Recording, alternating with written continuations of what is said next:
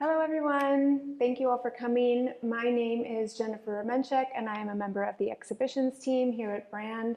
Art Talk Tuesday is a monthly conversation that invites contemporary artists to discuss their work and the issues surrounding it, followed by a moderated Q&A with myself. I would like to take a moment to thank my many team members who help support this program, Kaylee Cannon, Chloe Kors, Stephanie Sherwood, and Blair Whittington, and to acknowledge generous support by the Brand Associates. Karen Lofgren is a Los Angeles-based artist and Canadian artist whose feminist and decolonial research centers on a living world, ritual, history, medicine, and how our cultural systems connect to other wild systems. Lofgren's practice uses academic research as a basis from which to dream radically in an artistic context and to interpret the research on a subconscious level to address the epistemic crisis of reason, searching for a new language to interpret the world and knowledge itself. This type of experimental and eco-feminist research practice she engages in looks at the relative youth of our species and the very brief history of written knowledge, when considered in astronomical, biological, or geological time. It tries to tap into information held in the cells of the body, to make new forms and to arrive at new approaches and expand Western epistemology at a moment it's most needed. Lofgren's first monograph, Embrujada, Charms for the Living, was published by Set Margins Press in 2023. She is a 2021 Guggenheim Fellow, 2019 Pollock-Krasner grantee, was Fulbright Core Scholar at UAL, Central St. Martin's College in 2017-2018, and is currently supported by a grant from Canada Council for the Arts. So please help me welcome Karen Lofgren. Thank you. Hi. Thanks for coming out in the absurd weather that we're having, our atmospheric river and all the emergencies and flooding. I appreciate that you guys braved the elements to make it here, and I hope you all have four-wheel drive vehicles. Let me clear my throat. I'm going to start at the very beginning of the series that I've now been working on for around, I don't know, I guess it is 8 years. So here is the first image I made that started to be about sickness in culture related to traditional healing systems, which is called Could You Name What Is to Cure? So I accidentally smuggled these leaves, I believe, back from the Amazon and combined it with this calendar image that someone gave to me from their wall who was also in the Amazon. And I started to think about the potential for protective ritual and for the addition of holistic cosmologies into Western approaches to healing, as they were indicated by things like, for example, ayahuasca tourism, which is like a very complicated and damaging subject for local traditional cultures in the Amazon, insofar as it's transformed them into courting, a type of tourist trade, which isn't necessarily traditionally part of their cosmology. So I started thinking about sickness, and I started to look more about the roots of knowledge in the West and how we came to identify what it is, collect it, and share it. So I started to look at the history of ritual and medicine and the roots of knowing, ways of knowing from a Western European standpoint in the global North.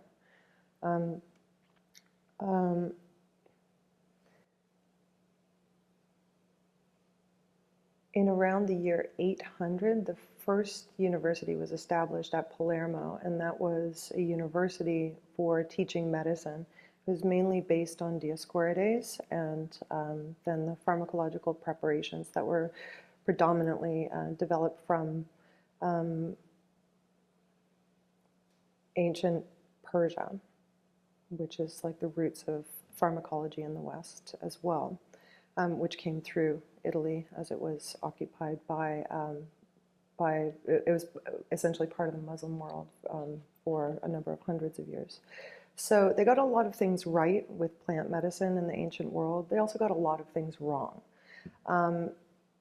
I started to make these drawings that were based on ancient systems of knowledge, and this was about the first anesthetic, which was hemlock.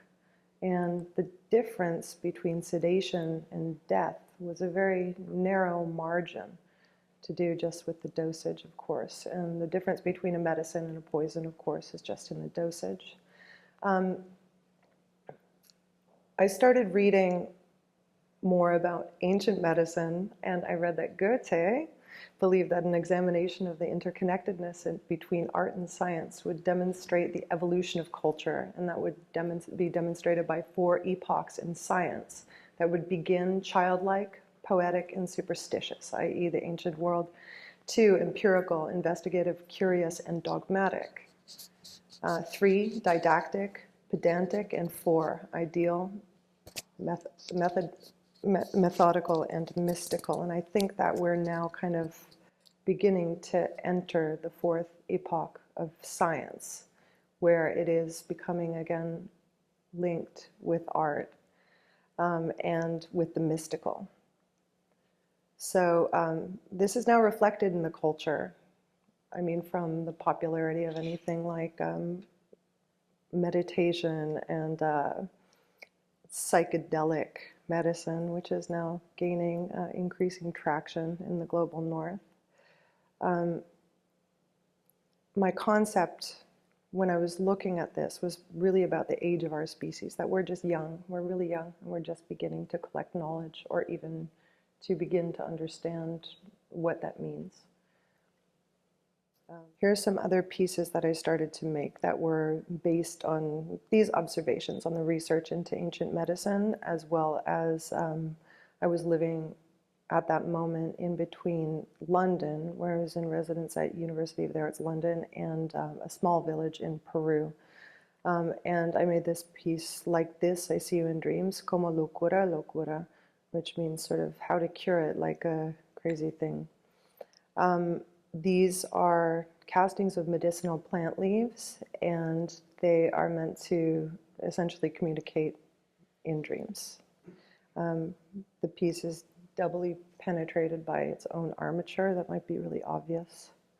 So now in my practice, I've taken quite a different tact after doing this research into the history of medicine and research into epistemologies, which are more somatic-based. Whoops, back.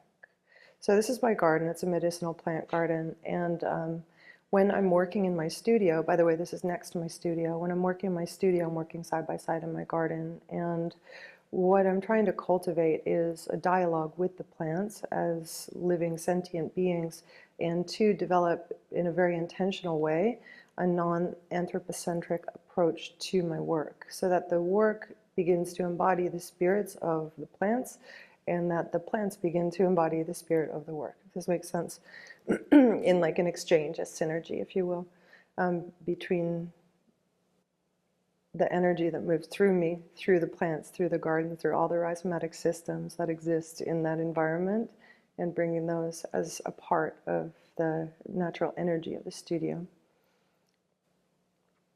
So some of the research I was doing in the jungle in Peru was learning about the way that contemporary indigenous cultures communicate with plants in a very, very direct way. Learning directly from the plants, like a song about that plant, for example, as well as the characteristics and the qualities of that plant. It's said that shamans can basically smell a chemical imbalance in a patient, and they can prescribe a plant medicine and a dosage, and it's some kind of it's called a dowsing instinct, but it might be a skill that is much more sensitive than just an instinct. It's much more than a hunch. So the way that people study plants is they go and they ingest the plant. They ingest the plant for weeks on end, and the plant will appear to the person in visions. And the plant teaches the quester their song and their qualities.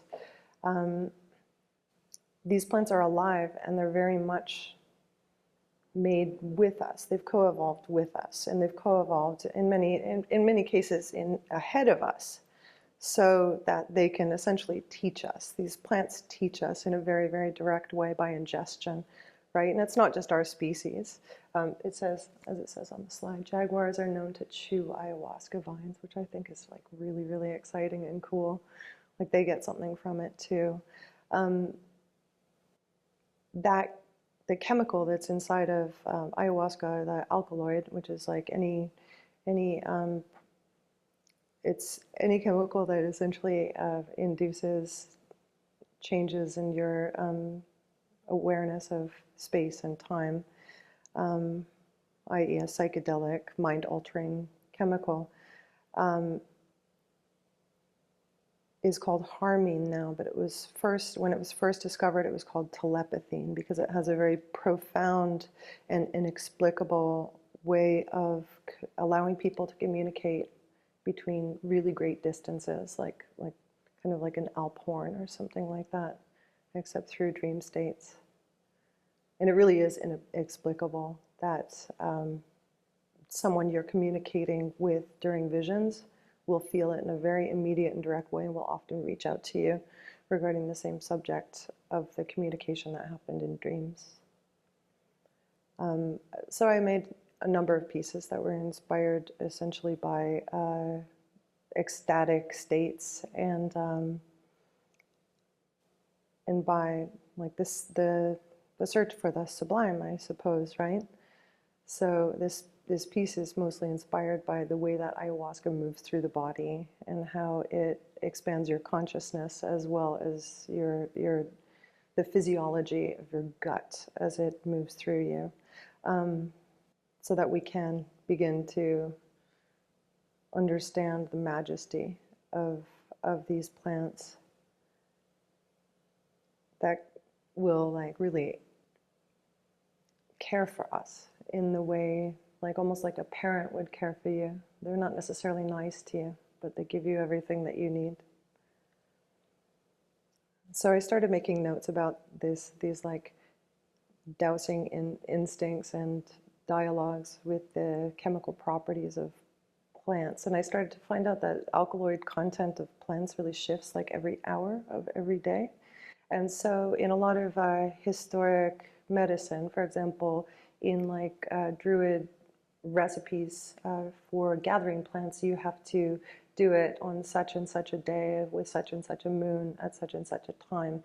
And there are very specific reasons for that, right? Because the alkaloid content of the plant, which is like the mind-altering substance of that plant, will rise and fall according to the season, according to the wetness, dryness, and also according to the moons. And again, the difference between a medicine and a poison is the dosage. So something could kill you that on another day might not.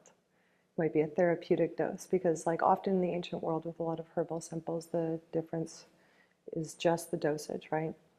So you have to be careful. The only way to regulate a dosage with a plant medicine is to be somewhat methodical about the way that you approach that plant. Now, in the ancient global pre-Christian North, as well as in contemporary indigenous cultures, you also have to ask the plant its permission for usage, and you have to pay the plant. Like you have to have like this salient exchange with the plant. Like you have to bargain with it. You have to ask for its permission to use it in a therapeutic context, otherwise it is not going to work.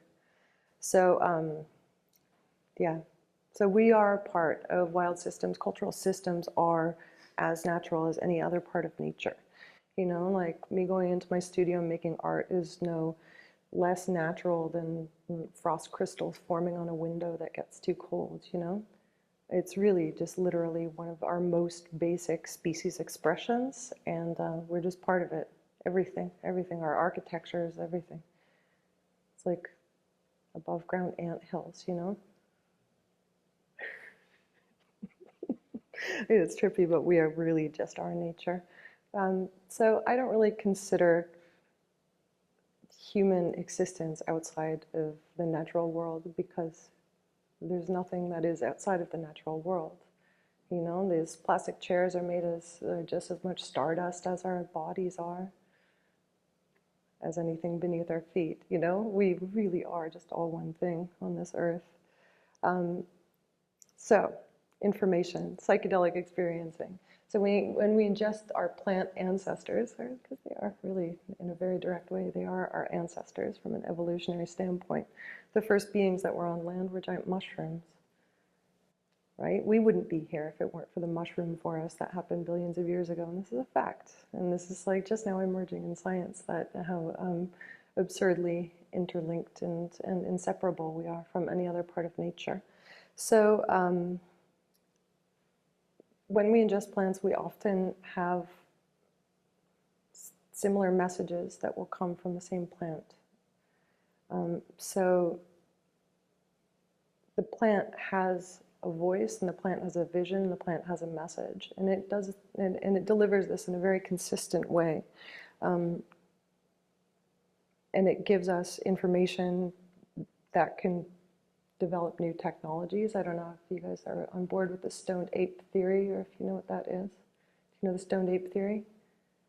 You do? A few people know. Okay, stoned ape theory is like our ancient ancestors, pre-Homo sapiens, were like eating the mushrooms off the cow patties or whatever. Not cow, there wouldn't have been cows, but off of like animal dung or out of fields, and they got these ideas, right?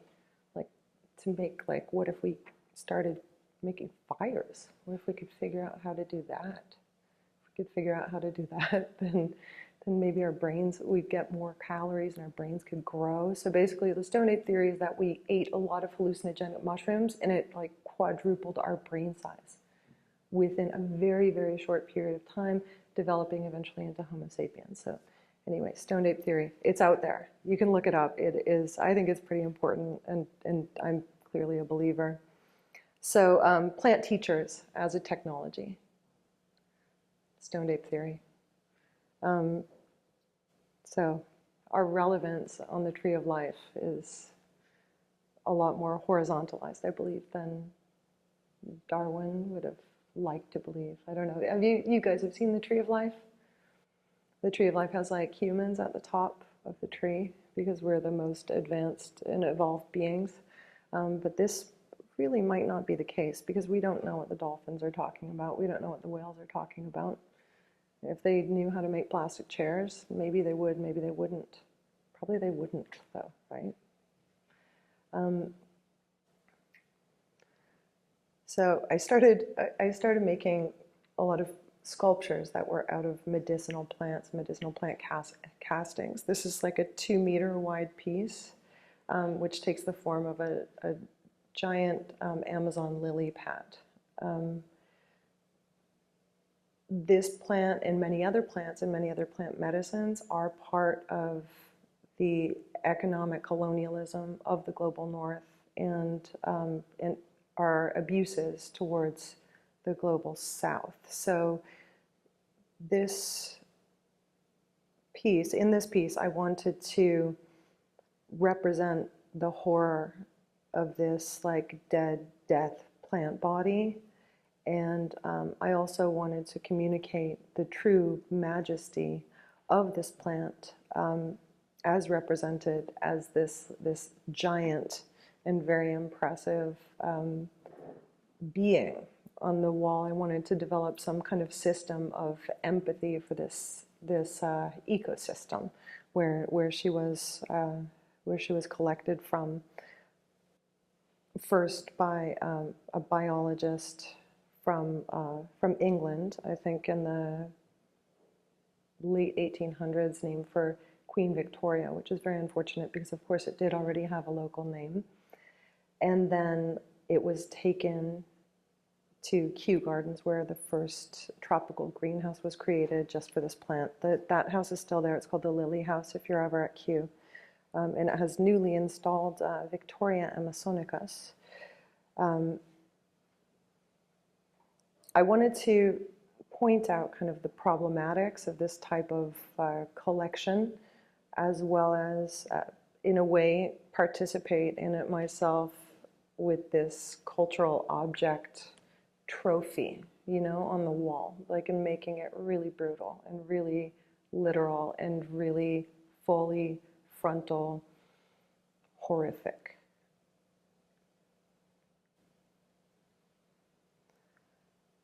So I started researching also rituals in ancient medicine. Pulling through is pretty big throughout the ancient world, and that's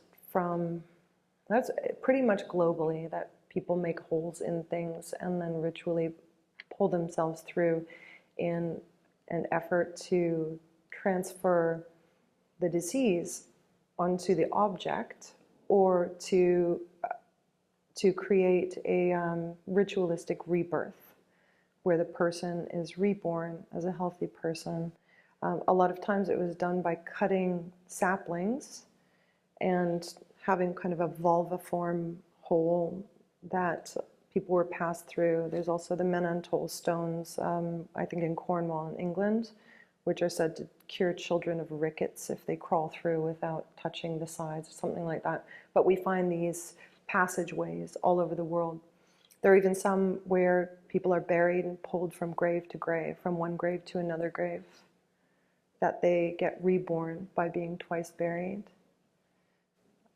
So I started making these pieces that were creating these spaces for pulling through or passing through, while also creating these like very indexical systems, much like the trees of life, or much like taxonomical systems, but they're more like a taxonomy of emotion, and a taxonomy of the tragedies, I believe, that have unfolded essentially since, in even pre-industrial revolution, since the main wave of European colonialism began some 600 years ago.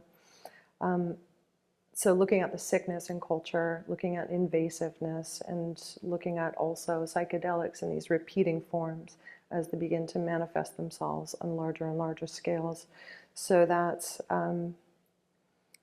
what can happen is that the brain starts to trick itself between these geometric forms, that when you look away, there's a bit of a retina burn, and they start to repeat and repeat and repeat throughout the space, so that they don't really end up with a beginning or with an end. Rather, they end up in our pattern. Our pattern finders in our mind are so adept as to recreate the patterns over and over again outside the space, the viewing space.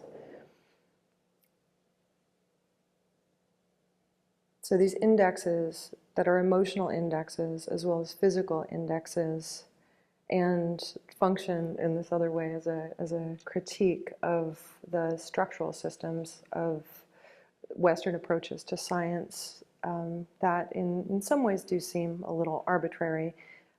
But I think what I was more interested in was everything that we don't know, which is almost everything.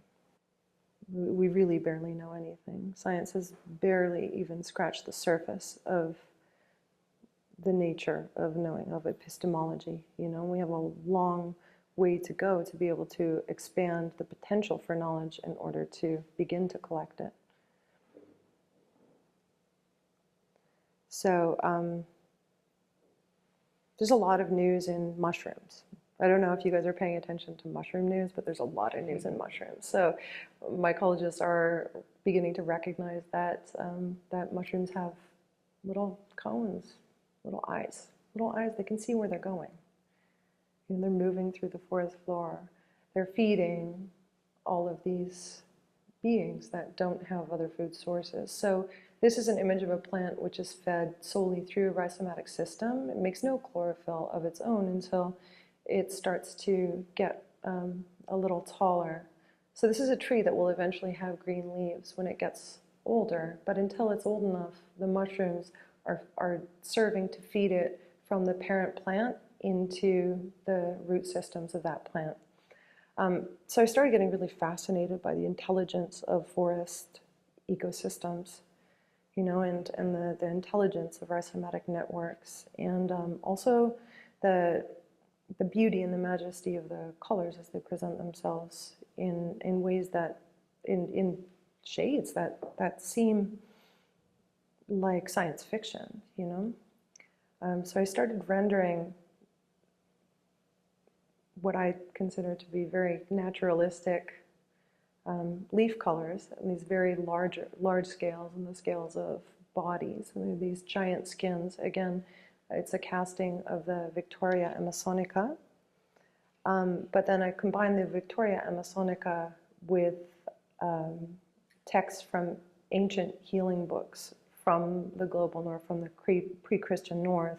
The Laknunga Leech Book and the Leech Book of Bald, which are both from around the year, they were recorded around the year 800, but recorded folk remedies and rituals from the ancient past. So they include Celtic traditions as well as Anglo-Saxon traditions, and in many cases the origins of these curses or of these charms is completely unknown. So I started making this charm series some years ago, and the structures of these charms, it turned out, were pretty interesting. These objects that look like almost like jewelry or something, or like yokes, like they're tying down an agricultural animal, or they are at the scale of like these tools or something like that. But they do create these very large bodies. So these are larger than human bodies, these sculpture bodies. So I made the drawings for these, and I hadn't quite figured out how to make them. And then there was a Celtic and Anglo-Saxon jewelry hoard that was unearthed during that time. And it looked strikingly similar to the designs that I had come up with for these objects in great detail. And I thought that was cool, because I just thought that I felt like I was listening.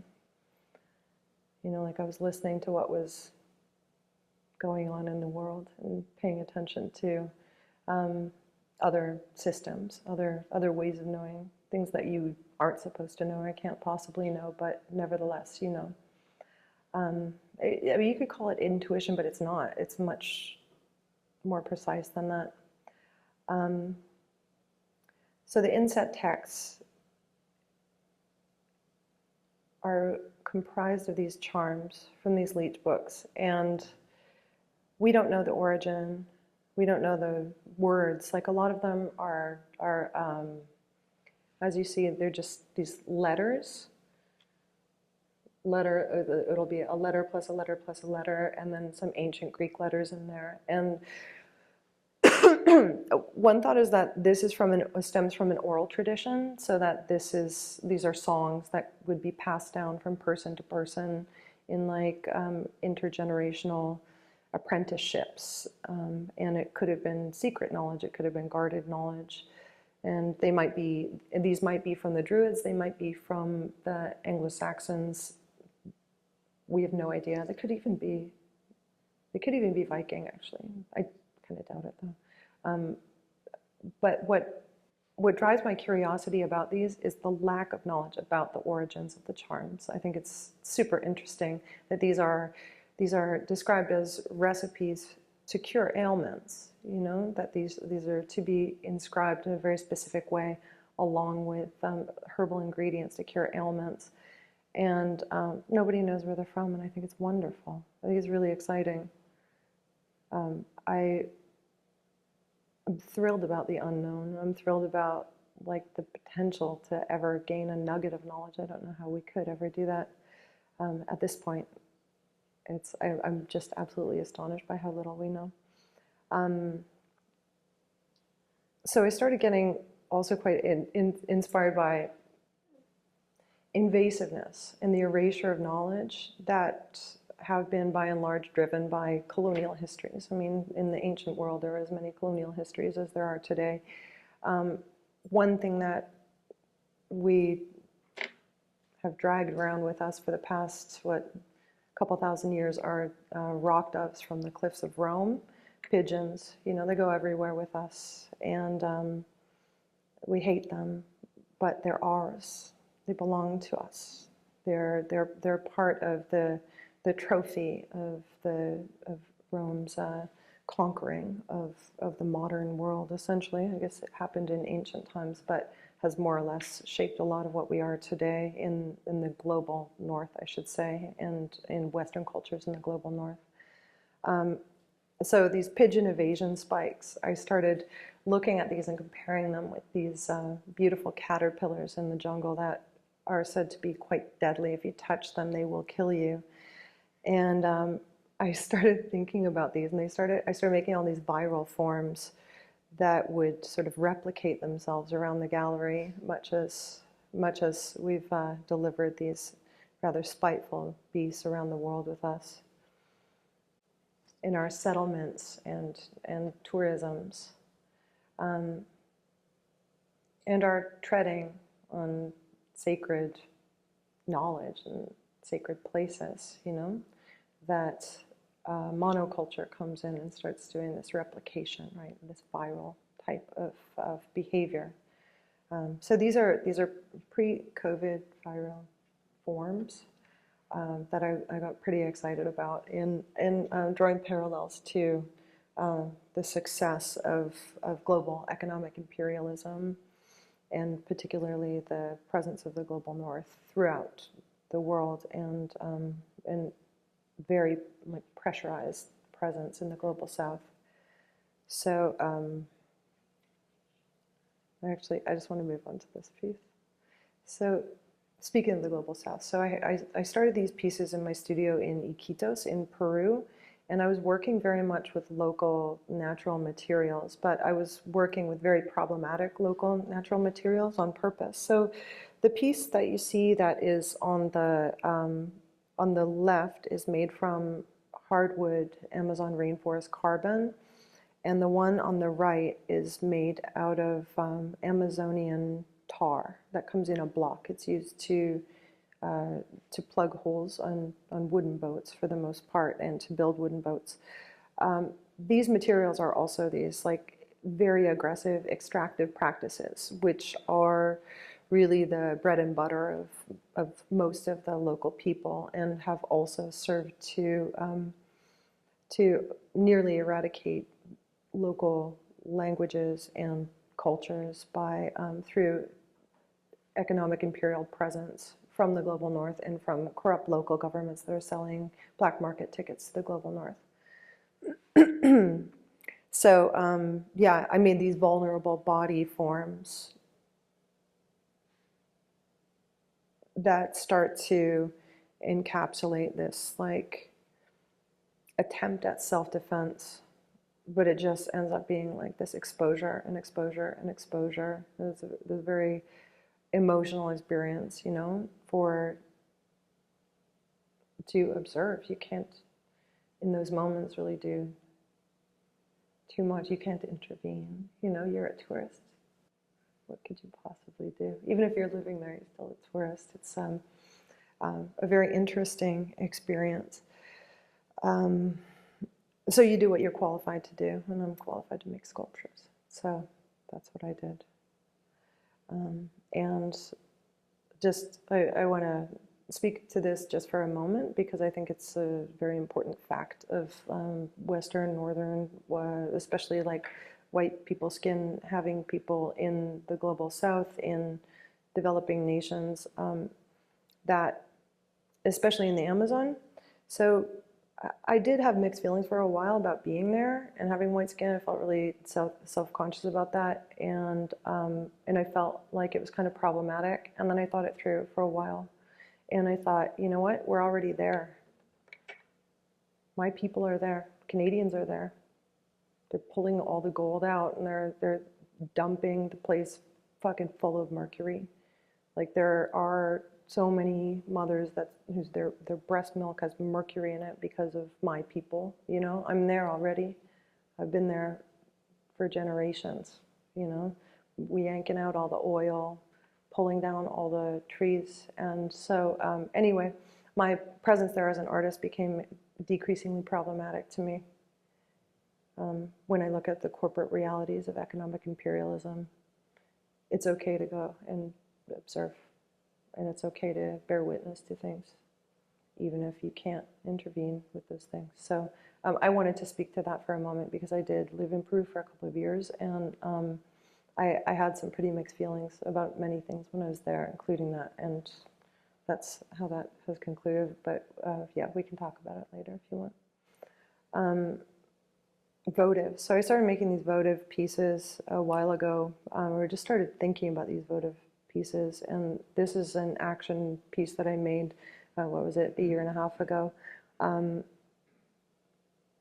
a votive is basically a symbolic offering to the gods. So if you have a tit problem, you take it to the titty god. This is like a pre-Christian Roman cult, and pre-Christian, obviously pre-Christian ancient Greek cult thing, that you take the offering to the god, you say the prayer, and they animate and they answer it, and they heal you. So this is like this action which speaks to faith healing or symbolic healing again, which is sort of kind of also a throwback to these pulling through pieces. But in this case, I have these limbs which are created out of cement and plaster, and then my body is painted gold, and I'm leafing them with my own body, like using my body as a brush to make them complete or to be restored in a way.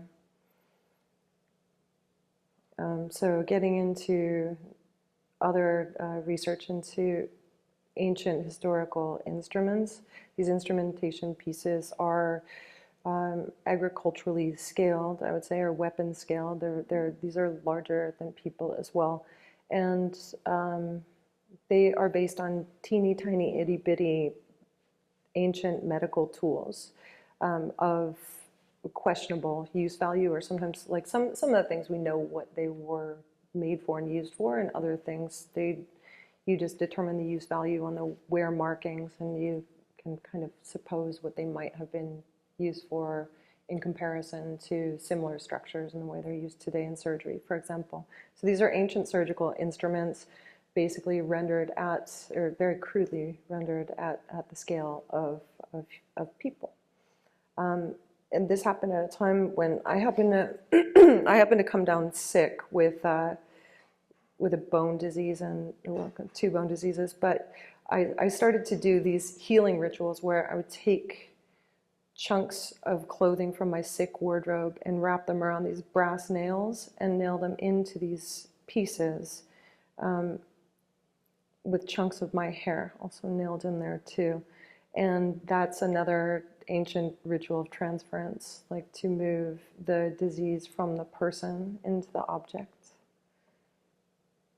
It's called measuring and plugging. It's another one of those things. So most of the rituals that are referred to in my work are rituals that were practiced almost universally all over the world from ancient times, mostly through the 20th century.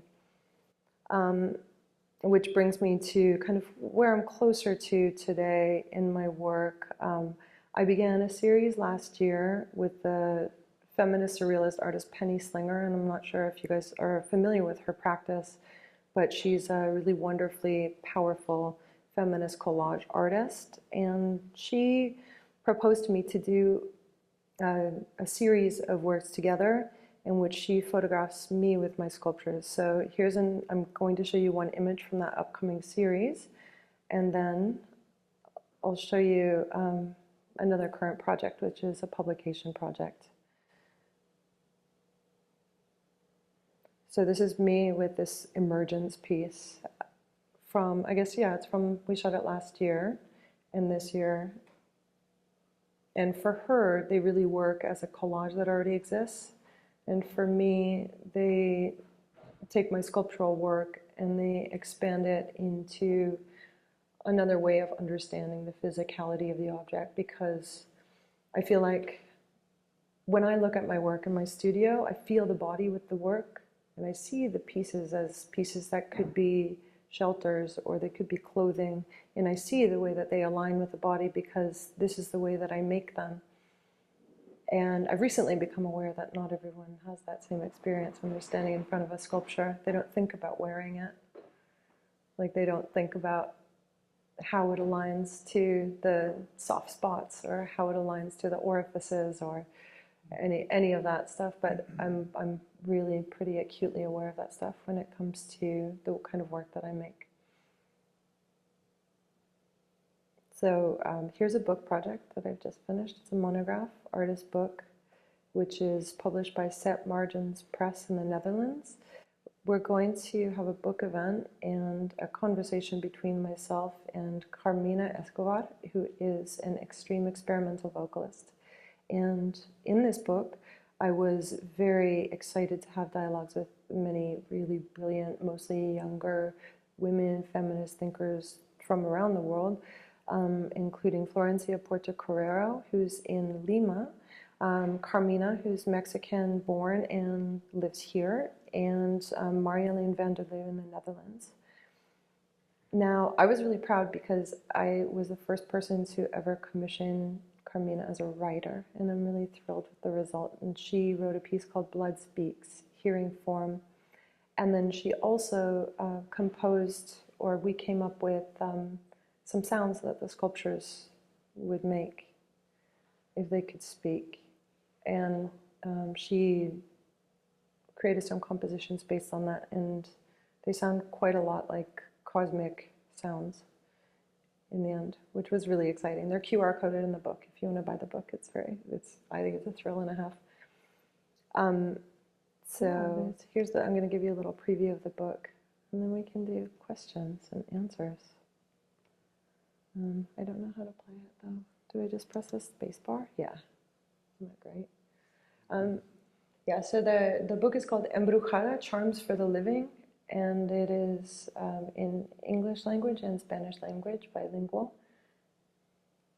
And it has all these really, I think, thrilling essays, as well as some very awkward, overly emotional, overexposing entries by myself, describing the nature of the objects and my thought process behind it, much like you were treated to this evening. Sorry if I was a little clunky, but I appreciate you guys listening.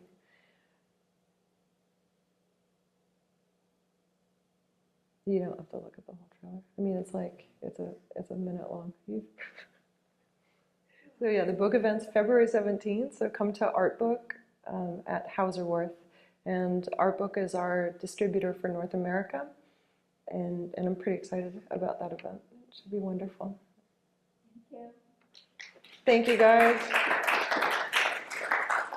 Are these things on? Yeah, they should be on. How close do we have to get? I usually hold mine because it's fun. It gives me something to do with my hands. Okay. You know, makes me feel professional.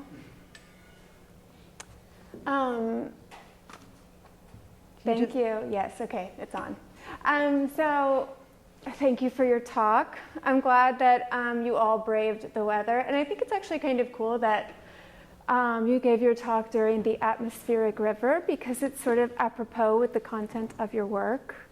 Because it is it's funny, like you talked a little bit about human beings, the earth, and power, right? Like the concept of human beings is sort of at the top of like the earth power dynamic. Mm-hmm. And then it always blows me away when people talk about humans like that, because we do have a lot of destructive capacity. However, then you get like a relatively minor weather event in the global reality of the world, and it's like everything stops. You know what I mean? Like the atmospheric river is like shut down LA. It's just sort of funny.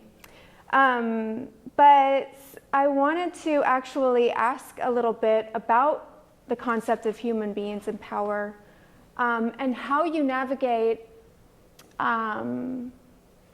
human beings as a part of the system of Earth, not necessarily in a hierarchical relationship with the Earth, and how you balance that with like our destructive capacity, like acknowledging both. Does that make sense? Not entirely. So like, how do you navigate holding sort of both truths? One, that human beings aren't necessarily at the top of a hierarchical system, mm-hmm. right? And the fact that we do have a lot of destructive capacity. Yes. Yeah. Yes, absolutely. Yeah. Well, I would say that our self-absorbed nature as a species leads us to poorly consider other lives and other life forms. For example, when I travel and I am in hotels, I watch television, and during those television sessions, sometimes I'll do a species count, you know? And like, if it's not a nature documentary, the species count is usually like under 10. And that's including broccoli and carrots. It's mostly just human beings and dogs and cats. And it's just such a myopic representation of the staggering biodiversity of the earth, even under our own feet. You know, that we have so poorly understood microbes, you know, even the ones that live in our own bodies are poorly understood. So we don't understand enough to be so self-absorbed. So for example, human beings were at what, 250,000, 300,000 years old, right? Homo sapiens. So the lifetime of a species is usually between 2 and 4 million years. So we're very young for a species. So we're like maybe 3, 4 years old. So it's like a 3 or a 4-year-old, you know? So we're running around, we're like, mine, mine, mine. Okay, it's not yours, but no, we don't have a parent telling us that yet, you know? We just don't know enough about the world to overtake it in the way we have, you know? For example, David Attenborough, I keep reposting this thing because it's blowing my fucking mind, that 96% of mammals on this planet are us and our livestock. Only 4% are wild mammals. We just don't know enough to be doing what we're doing. And we are participating in this very destructive behavior, not because we want to kill all the other species, but we're just too stupid because we're young. We're not even that dumb. We're just really young and we just don't know anything. So we're bumbling around burning all this fuel and like, oh, more, and we can get more. But it's like a toddler throwing a fit. Like, no, you can't just eat ice cream. You can't. You're gonna die if you just do that, you know? But we don't have a parent showing us the way, except, you know, she does every now and again. Mother Nature will give us a little slap on the bottom. But not enough. We're killing the frogs. We're not doing it intentionally. We're just dumb. Well, I also wanted to ask a little bit, because your work speaks a lot to the natural and visible world, but it also speaks a lot to the limits of perception, which is something I'm really interested in too. Like, not just the limits of perception of all bodies, but specifically of human bodies, you know, like the limits of our, like, literally our optics, that we can't see infrared light or things like that, you know. And I was thinking a little bit about that and the way that you talk a lot about, or not a lot, but you talk sometimes about psychedelic experiences or experiences that are on the peripheries of perception, where people generally tend to have sort of almost like you get, I don't know if you quite get more senses, but it certainly feels like you do, right? Like deep spiritual experiences or psychedelically induced experiences. And I was wondering if you could talk a little bit about that. Sure. Well, altered states, any kind of an altered state that's trying to reach a state of ecstasy or the sublime, right? This doesn't have to be induced by psychedelics. You can get to the same state that psychedelics will take you to in very deep meditation. And it's said, and it's not just said, but it is kind of becoming increasingly recognized, but that meditating way too much will detach you from the physical world. You'll start living in the spirit realm. Same thing with psychedelic experiencing. You know, you get one foot loose, and then you start sort of floating up in the clouds, and then you cross the line into the spirit world. Well, it's kind of hard to say no to if you get your foot in the door too much. Well, one interesting thing about psychedelics is they're not usually particularly addictive, although in people from the global north, as we like to use many things and peoples and natural resources, we often think that more is better, you know, so we'll take extra. Like, almost no person who is indigenous to the Peruvian Amazon would ever take as much ayahuasca as a tourist, because they go crazy. People go crazy if they take that much ayahuasca. It's too much. You can't take it for a month. It's just too much. You can take it sometimes, but you can't take it all the time. It's like, then you just become like a drunk from it, basically. You you know? You can abuse psychedelics, it's just very unlikely because they're kind of unpleasant. They have physiological side effects like vomiting and diarrhea that aren't really helpful in day-to-day life. Yeah, but it's interesting too because you can have psychedelic experiences in meditation. Absolutely, You know, so, you can reach the same yeah. state, it just takes a little more time. Yeah. Yeah, I guess also it's interesting, I don't know if you're very familiar with object-oriented ontology. Has that crossed your path at all? Give me a debrief. Well, it's something I was into like years and years ago. It's like kind of like the life of inanimate objects. It's very much about like getting outside of an anthropocentric, oh sure, idea about the world or philosophical approach to the world. Little aside about that. I was raised Tibetan Buddhist in a Dharma center, so I grew up with animism, and this was like a real principle of my upbringing. And then my mother was a herbalist, and we always had medicinal herbs. It was just the way we just had holistic medicine. So animism was always very much real to me. Yeah, actually, could you talk a little bit more about, because I remember when we did our studio visit, you talked about growing up with medicinal plants and that this is kind of like a handed down thing in your family to a certain extent. Oh, sure. Yeah.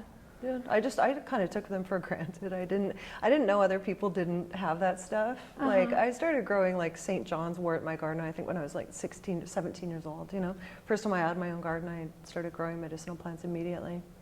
Well, I also know that you have had a lot of health problems that you've been addressing recently. Has that been like an ongoing thing in your life, or is that a recent thing? No, that's a recent thing. Okay, so it wasn't like your interest in these plants were like coming from a long stand or... No, here's the funny thing though, right? Like I started doing some strange pieces I want to say it was like probably 4 years ago before I was diagnosed with any bone disease.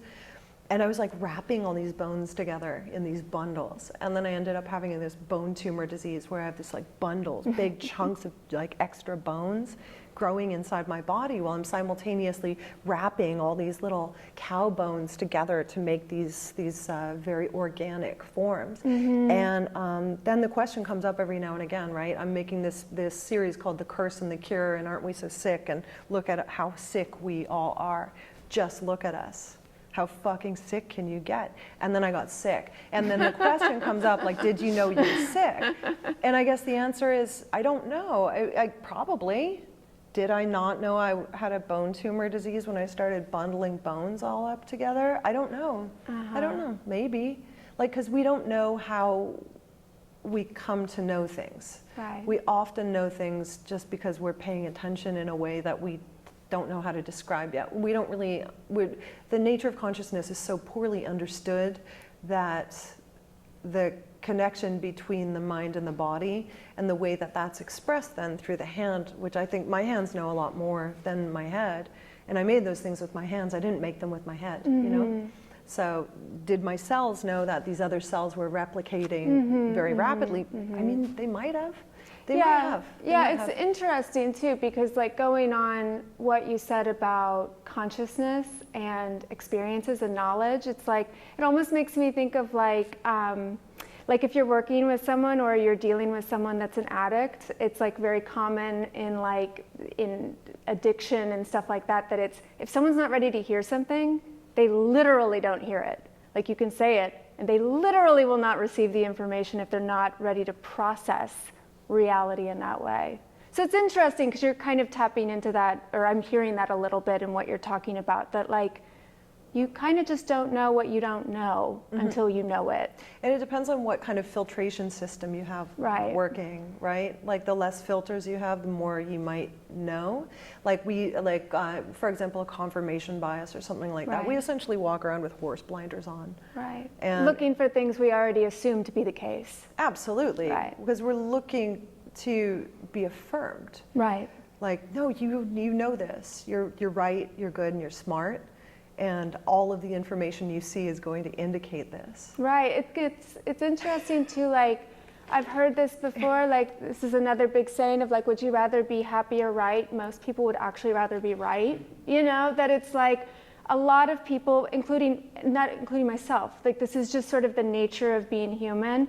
It's like people will actually choose a sort of interpretation that confirms their negative belief that keeps them like unhappy rather than admit that they're wrong, possibly. Do you know what it's like you would rather almost something be like messed up and it affirm what you already believe than like say, oh, maybe I got this really wrong and I'm gonna have to change a lot of beliefs now.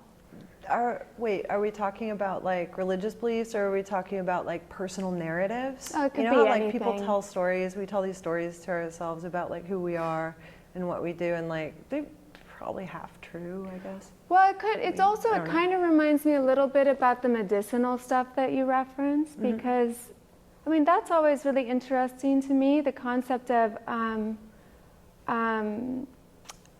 what makes medicine work or not work, and how, that nature of that with belief.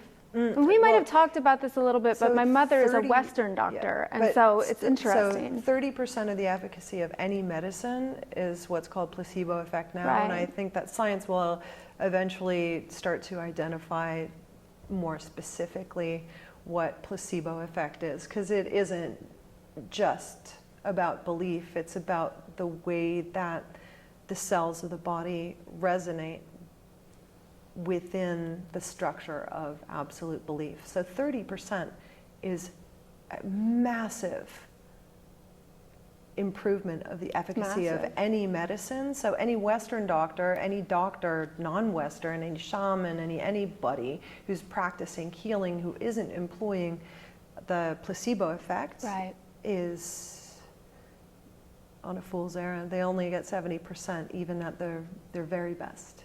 Yeah, it's fascinating, the idea that, like, so it's like there's objective truth to whether something might work or not work based on science. But then there's this whole other chunk of reality that's like, but if you really don't believe it'll work, then you might actually make it not work. Or if you really believe it'll work, it might work even if it's not supposed to. Yeah.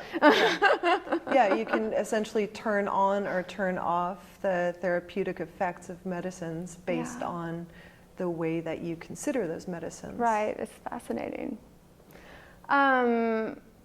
Well, okay, so actually this is sort of a different thing to touch on, but I also wanted to talk about, I see so many yonic references in your work. Do you ever get that? Like, I don't know, like labial or clitoral, like imagery? Am I projecting that? Does anyone else see that a little bit? Come on. I mean, if we look around throughout the world, like most things are sort of like phallic or vulva form objects, really. You know, even if you look at sort of like the sex organs of a plant. Yeah. Yeah, so you would think that it's coming more from your observation of the natural world and the way that those forms are just part of like a repetitive part of plant anatomy and. Well, let me think about that. I guess I mean, there's probably something in me that finds them to be very powerful symbols. Well, it also, if you're talking about ecological destruction, feminism, patriarchy, I mean, it might be a little simplistic, but a lot of times you're talking about patriarchal structures as more destructive forces when it comes to like eco-feminist, you know, as like a different kind of side to that. So I was wondering if it related to that at all, or if it was conscious, unconscious. Well, I guess anthropocentrism in and of itself is a dominant cultural expression, and that dominant cultural expression of enlightenment was very much manufactured and distributed mostly by European men, you know, in order to unanimate or disanimate the natural world in order for it to just become a resource like to a commodity. be plundered. Exactly. Right. That this is This is not a complex living being. Right. These are separate things from ourselves. Right. Yeah, I mean, if you can I don't know how you would say it, like deconsciousify it, like take away a sense of like beauty or consciousness from it and view it just as a resource, there's no guilt in its exploitation. Well, there's also no obligation to treat the plants and the earth as our relatives. Mm-hmm. You know, and now just emerging, very, very new emerging fields of science like human plant studies are starting to unravel the ways that that plants have kind of cultivated us in a way. Yeah, I mean, isn't it also, I heard about this thing where it's like complex root systems and communication between different trees, like in forests, that they're almost kind of like families in a way, that they can communicate with each other. Yeah, through electric impulses, through the root systems themselves, and then through the mycelium that run between trees. I'm going to open it up and see if anyone else in our beautiful audience has any questions. Jamie? When we're talking about consciousness, destruction, beliefs in medicine, you got to have something. Jamie has a question. Sure. What's your question, Jamie? I don't want to take too much space because I discourse with your work quite frequently. But I really twinkled when you told the story about that Celtic hoard of jewelry confirming the shapes and forms you were already starting to feel drawn to. Oh, yeah. And that's something I experience quite a bit when I'm writing or making work. And also something that I feel like I have a hard time when I'm not in that sort of flow, and like the confirmation, synchronicity is not being provided by the world. And it's a question that I have coming from other people too. Like, what are the techniques that you have in your practice to get that flow going if you feel like you're not in it? I would say, okay, so, and you're saying that the correspondences aren't presenting themselves. Yeah, like well, Jungian synchronicity issues. but what I would say is they're not presenting themselves yet. Mm-hmm. You know, it might take years before you know what you're doing, and that's usually when you're in the best space in terms of listening and paying attention to the information, just trying to keep your horse blinders off as much as you're able to, and listen through your body. Like in my work, because it's a very physical. Sorry about that. I just hit the mic on my chest. My practice is so physical that for me it's like a movement meditation, you know. And sometimes I'll make a piece and I don't really know what it's about for a number of years. So those relationships do develop and they do make themselves evident, but sometimes it takes a lot more time, and it happens outside of the time span that you would, as a maker, find it like really affirming or confirming. So there's just like this unknown energy in between you and that work, if you don't recognize it as a part of the world. You know, then, because it feels like, to me, when I have works that I feel like are unanchored, they feel kind of esoteric and inaccessible, sort of, to me, until I recognize some kind of nugget of truth or understanding within that piece that brings it kind of back down to the earth and sort of fills those little voids of information, or starts to, you know, because your relationship with those works builds over time. It's always like, it is rhizomatic. It's just like one little bit at a time, and then it ends up taking up a very like anthropomorphic space in your life, like as a project, you know, that it has this sort of spirit and willpower, and it has this space that you give to it. But before that, like, those objects are often just like nameless, questionable objects on the studio floor. And I don't know what they are. And if somebody asked me what they were, I couldn't tell you. Any other questions? Flow, energy, economic colonialism, imperialism. Do you think of yourself more as a teacher, a shaman, or an artist? Oh, I'm just an artist. I'm not qualified to do anything but make work. And I write about it. Like, I do write about my work, and I have extensive reading lists, so it might appear that I'm an academic, but I consider myself a freakademic. So I do fall a little outside of the spectrum of academic thought because I'm a little too bookish to be like a regular studio research artist, and I'm a little too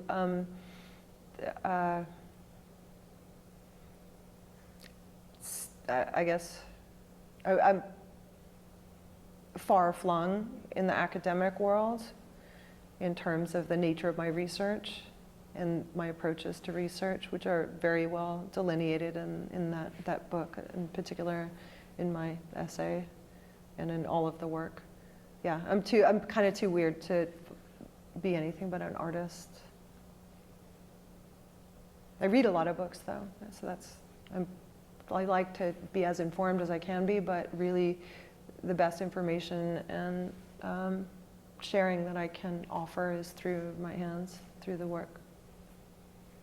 Do you feel like academia is resistant to concepts like magical realism or shamanic type references or things like that? I'm a science. I'm really more on the science end of those conversations, but like emerging science, that is still considered pretty wacky, Right. because the fields aren't very big yet.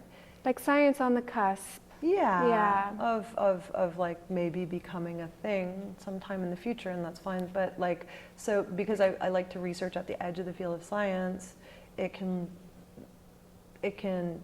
feel a little esoteric in the Sure. Western academic context. But then, I mean, I do present at like academic conferences and stuff about the things that are my research interests. So they're curious about me. And because what I'm interested in and what I've been researching for like the past decade is now becoming kind of more broader interest in the culture. It's emerging as a stronger impulse in younger generations of artists as well. This connection between like holistic cosmologies and the body and the unknown and the abject, the sexual, the queerness of it all. You know, those aesthetics have become increasingly popularized over the last decade. They weren't, Right. for the longest time. So Right. that's how I got so weird. Well, and also, I mean, I don't know what you think about this, but in a weird way, it almost seems to me like interest in AI has like kind of almost in a retroactive way made people more open to like consciousness outside of human beings.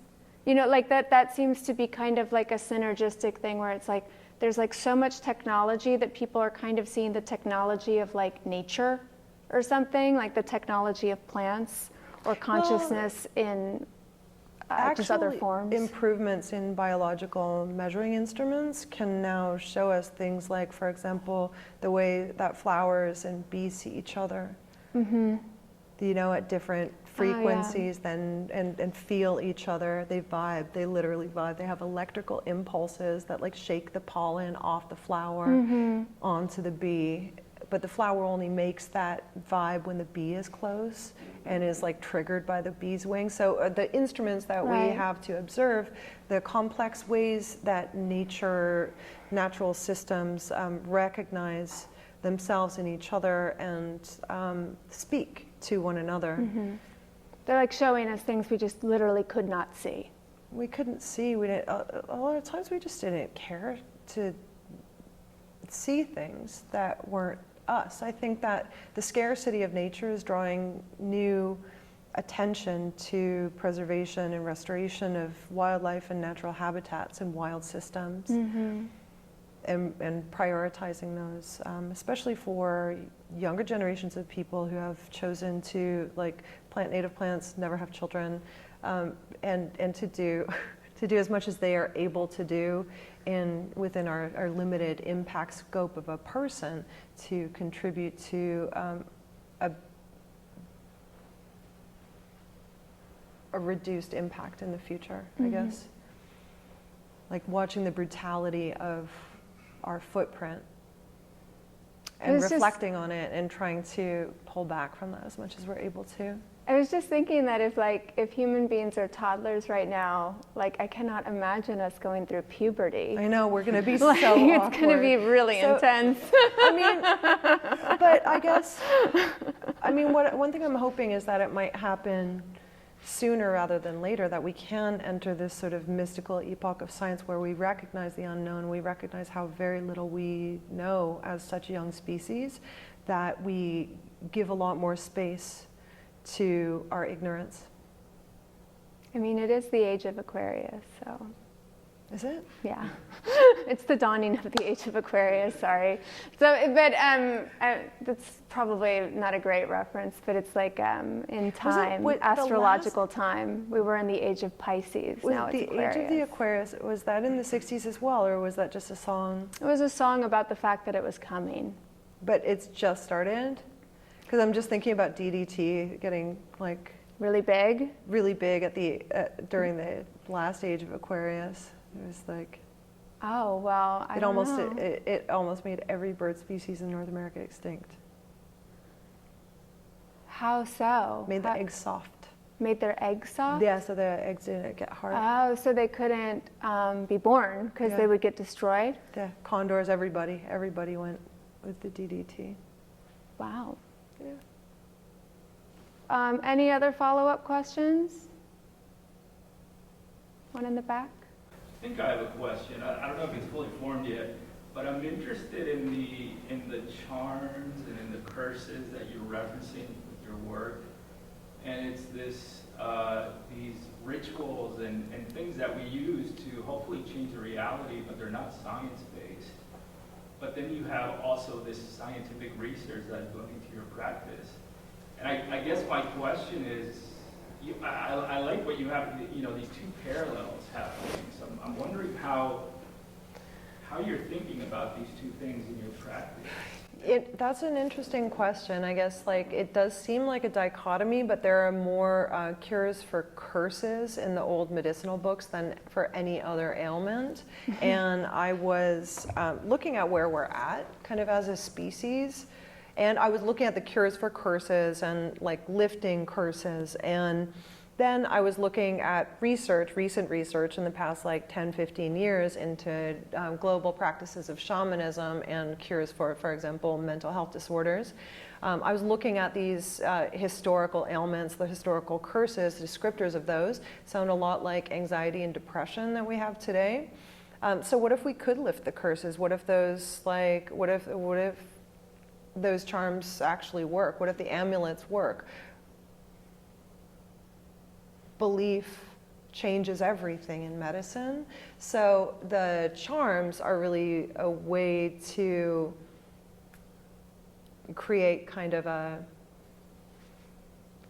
prescription for things that really bother us. 25% of people right now, or no, that was pre-COVID stat, suffer from mental illness. And to me, that's not even illness, that's just a public health crisis. If 25%, 35% of people are mentally ill, are you kidding me? They're not sick. It's the culture that's sick, right? So what if the charms work? What if we're cursed? What if we cursed ourselves? What if we can uncurse ourselves? And then, of course, I was also working, on and off with shamans who do practice psychedelic, well, not psychedelic, I guess, visionary plant medicine.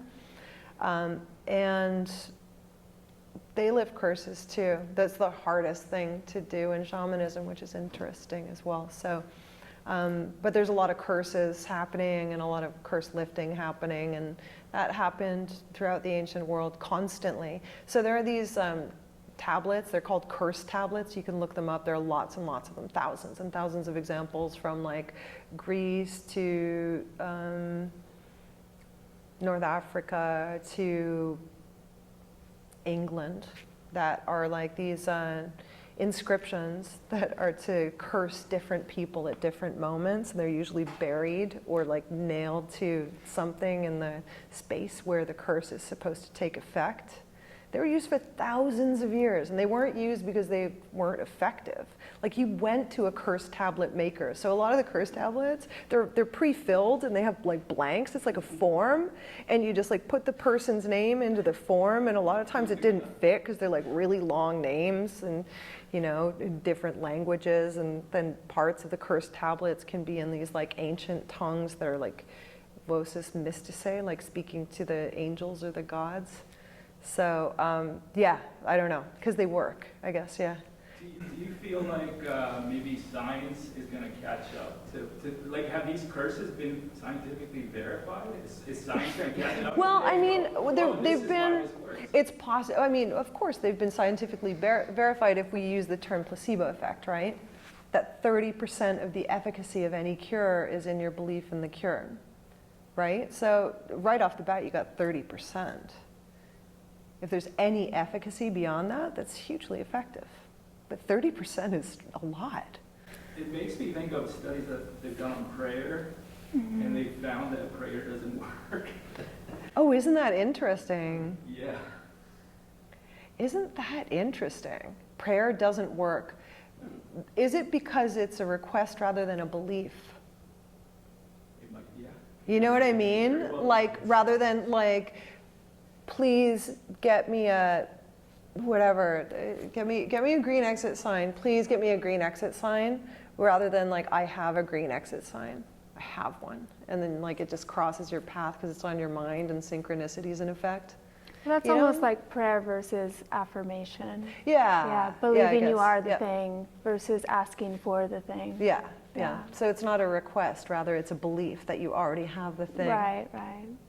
Yeah, that's it's a big distinction in some philosophies that it's like if you are sort of desperately asking for the thing, what you're actually affirming is the absence of it. Yeah. Rather than like if you are sort of affirming the presence of it. It's sort of actually, I would say a real world thing of this is someone who like is like desperate in love and like is just sort of a repellent to any, because like other people can kind of pick up on it. Oh, so the clingy thing? Huh? Like, I need this. I need it a to work. girlfriend, I need a boyfriend, and then it's Yeah. like no one wants to deal with that, you know, like that kind of a thing. It's, I mean, if you're looking at a real world stereotype of the same kind of idea, but Well, it's this idea that desperately asking for is actually affirming a negative.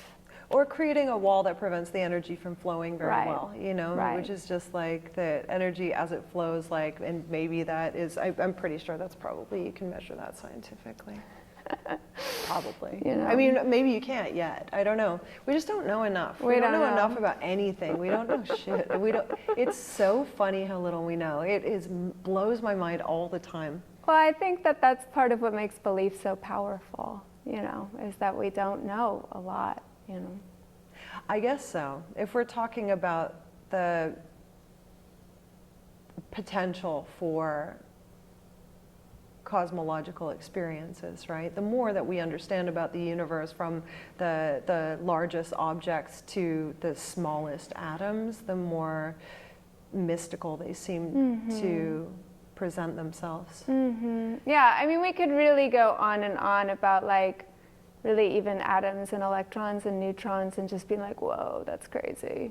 Because it is pretty crazy. It is crazy It that is pretty we have all crazy. these bacteria that live in our body because the beings that preceded us literally swallowed them, incorporated them into themselves, and they kept Yeah. folding themselves around these beings Life is a that trip. are us now. It's really weird. Yeah. But I think that we're probably kind of at the end, unless anyone has any other questions there or comments that they want. Can you say again when you have a talk coming up with your book? Yeah, so February 17th, I'm doing a talk with Carmina Escobar at Hauserworth Art Book. So definitely check that out. And also, if you haven't been, we have a great show up that I think is, how long is that going, Stephanie? When is our? Couple more weeks. So come back if you haven't had the chance to check that out in the gallery. And the next art talk will be the first Tuesday of next month. And I hope to see you all there. Thanks for coming out again in these crazy weather conditions. So. Thank you, guys.